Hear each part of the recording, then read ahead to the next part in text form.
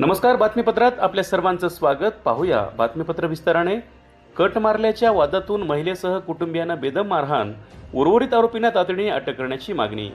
श्रीगोंदा तालुक्यातील रुईखेल बांगरडा येथील रहिवासी सुनीता धेंडे आणि त्यांचे पती यांच्या आई दुचाकीला कट मारल्याच्या कारणावरून काठ्यांनी बेदम मारहाण करण्यात आल्याची घटना घडली आहे. या हल्ल्यात सुनीता धेंडे यांच्या आई या गंभीर जखमी झाल्या असून त्यांच्या छातीच्या बरगडीला गंभीर दुखापत झाली आहे.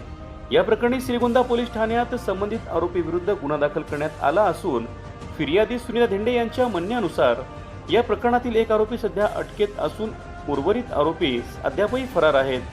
उर्वरित आरोपी मोकाट असल्याने स्वतःच्या व कुटुंबाच्या जीवितवास धोका निर्माण झाल्याची भीती या ठिकाणी व्यक्त करण्यात येत असून आरोपींना तातडीने अटक करण्याची मागणी या ठिकाणी करण्यात येत आहे. लवकरात लवकर आरोपींना अटक न झाल्यास श्रीगोंदा तहसील कार्यालयासमोर आमरण उपोषण करण्याचा इशाराही त्यांनी या माध्यमांशी बोलताना दिला आहे. दरम्यान या प्रकरणी पुढील तपास श्रीगोंदा पोलीस करत असून फरार आरोपींचा शोध घेत असल्याची माहिती या ठिकाणी मिळाली आहे. मी सुनीता धेंडे, राहणार बांगरडे रुईखेल.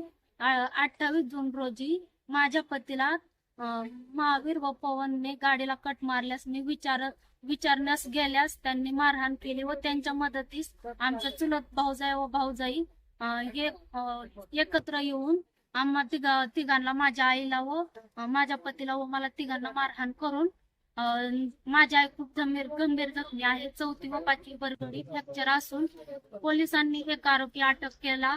बाकीचे आरोपी फरार आहेत आणि फरार असलेल्या आरोपीपासून माझ्या जीवाला व माझ्या पतीला व आईला जीवाला धोका आहे.